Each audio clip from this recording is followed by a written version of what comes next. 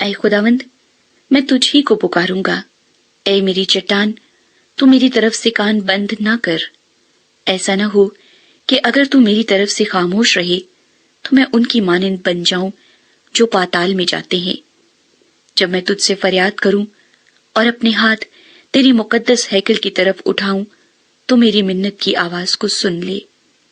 مجھے ان شریروں اور بد کرداروں کے ساتھ گھسیٹ نہ لے جا جو اپنے ہمسایوں سے صلح کی باتیں کرتے ہیں مگر ان کے دلوں میں بدی ہے۔ ان کے افعال و اعمال کی برائی کے موافق ان کو بدلہ دے، ان کے ہاتھوں کے کاموں کے مطابق ان سے سلوک کر، ان کے کیے کا عوض ان کو دے۔ وہ خداوند کے کاموں اور اس کی دستکاری پر دھیان نہیں کرتے، اس لیے وہ ان کو گرا دے گا اور پھر نہیں اٹھائے گا۔ خداوند مبارک ہو، اس لیے کہ اس نے میری منت کی آواز سن لی۔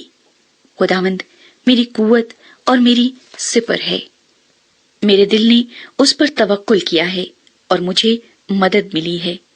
اسی لیے میرا دل نہایت شادمان ہے اور میں گیت گا کر اس کی ستائش کروں گا۔ خداوند ان کی قوت ہے، وہ اپنے ممسوح کے لیے نجات کا کلہ ہے۔